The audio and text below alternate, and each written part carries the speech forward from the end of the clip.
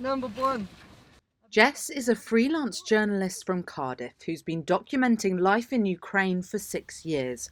She was last there in January on the front line in the Donbass region. 4 days ago, the place where she stayed was hit. And as you can see, this is where they were hit, only sort of, several metres away from the house. And it was hit here by tanks and SAU-100s. How does it make you feel to see that, knowing you were there just a few weeks ago?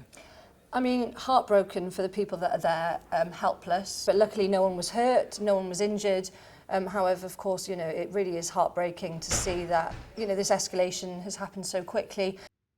Earlier this year, Jess was embedded with a medical battalion, the Hospitaliers.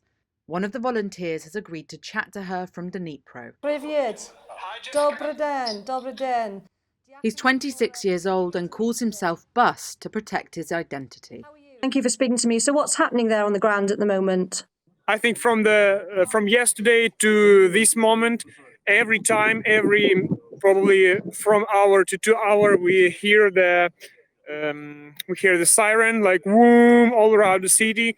Safety, but not all day. For example, I talk with you, Jess, and I don't know what happening after this talking. In the middle of the call, he's forced to run for shelter. Sorry, we have a siren, but I must go to the safety place. Okay, be safe. Now. He later tells us he's safe, but it shows just how quickly things can change. Hello, how are you? Later we speak to Volodymyr, who's in Kyiv. Jess stayed with him in 2019, and he's now living underground. So this is where you're living? That's the underground. And so in terms of sleeping and stuff, have you made yourself little beds? Yeah, there's a couple of bed spaces. Wow. Like this. How many of you are down here? For now, here approximately 15 person.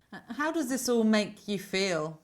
First frightening, and then I'm happy that the Ukrainian society has united so much that I've never seen it this way. I mean, to see, my friends in that sort of situation is heartbreaking. My hands are sweating. I can't really put it into words. But I'm glad, of course, that people are now paying attention, and I hope that people continue to talk about it until we help the Ukrainian people.